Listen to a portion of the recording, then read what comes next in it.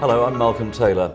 Very pleased to have with me Paul Griffiths, the CEO of Dubai Airports, to talk about customer service levels and also developments at the airport. Paul, thank you for joining us. Pleasure, Malcolm. About 6 months ago, you launched an internal program called Dubai NX to create a more collaborative approach to the daily running of the business and to better focus on your customer, the passengers.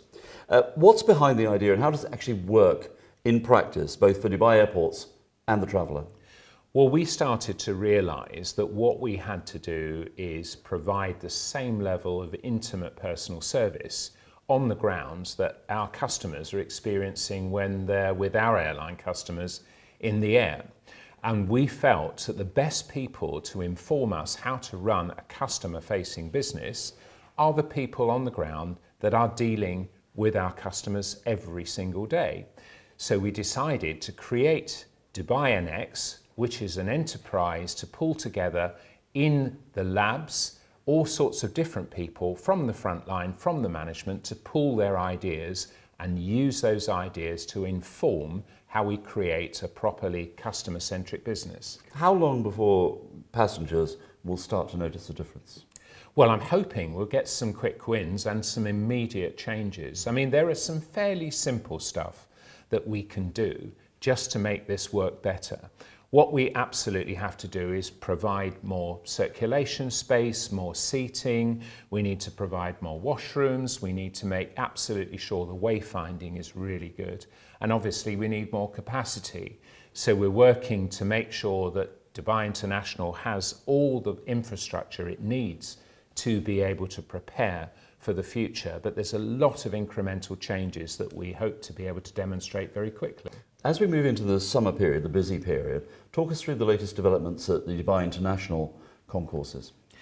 Well, first of all, Concourse D is the new facility that we're opening for international airlines that will be serving Dubai International. I had a tour of that recently and it's a spectacular facility. It will take customer service to the next level.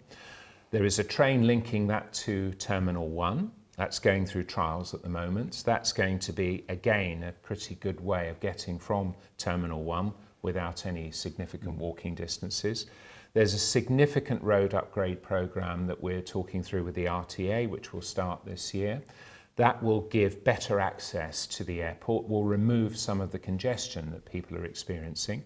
But what we're also doing is what's proved very successful in the last couple of years, where we've worked on a communications campaign to get people to leave just a little bit more time at peak periods to get to the airport. And we're briefing all of our staff to make absolutely sure that they do everything possible to speed people through the airport to make sure their journey is very, very seamless. Well, we actually have had some questions from both of those groups, your staff and from passengers. Let's take a look. Hi Paul, we're here at your airport and what are you doing about the fact we can't get onto your Wi-Fi?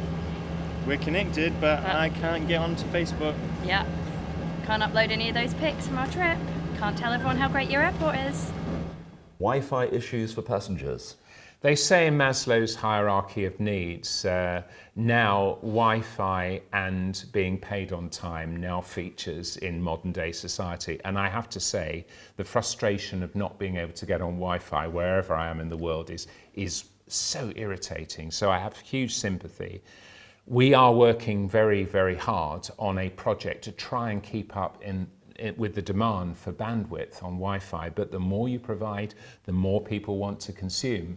And now we've got multiple A380s arriving with several hundred passengers at the same time, and everyone, their first desire is to get onto the net and to connect with their friends and to post pictures on Facebook, all those things that they've been wanting to do during their journey.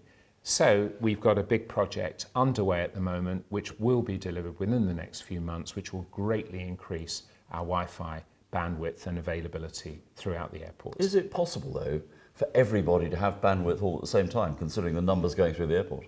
It's a challenge, but it's a challenge that we've briefed our technical teams to overcome, because my desire is actually, without Wi-Fi as a strong backbone, you are denying so many opportunities to communicate with your customers in new ways. So if we are serious about Dubai NX being a pathway for the future, we've got to get the basics right. And having a clean airport, having enough washrooms, having enough seating, and having fast, free, available Wi-Fi, to me, is one of those hygiene factors. Let's have a look at another question. Hi Paul, I'd like to know when it will be possible to move from the check-in to the departure gates quicker. This is a good airport design question, and one of the things I've been challenging about infrastructure development. If you go to different airports in the world and you look at some of the new infrastructure that's being created, what you see are larger terminals, longer walking distances, and as a customer, more anxiety. If I'm going to gate 439, first of all, where on earth is it? Secondly, how long is it going to take me to get there? And thirdly, have I still got time to get there before the gate closes? We need to take all that anxiety out of travel. And in our airport designs of the future, particularly for DWC Phase 2, we have set a very customer-centric parameter of saying no one should walk more than 400 metres between their chosen mode of transport and the gate. But as we move into the mobile world and people start to check in with their mobile phones, presumably you can give them as much information as possible on their phone to guide them to the gate. Well, already you can put your boarding pass on your phone. I'm sure the biometric capability will be there shortly to be able to put all your passport information on your phone. So if you've got wayfinding, you've got all the documentation, you should be able to travel just with your phone in your hand, and your phone should guide you to where you want to be. And I think in the road and rail interfaces, what we'd really like to do is be one of the first airports that can get the passenger in their road or rail journey as close as possible to the aeroplane. So we could even see multiple stations on the airport, and you get off, commanded by the mobile technology, at the station that's closest to your plane. I'd like to say a very big thank you to Paul Griffiths, the CEO of Dubai Airports, for joining us. Thank you. Thanks very much.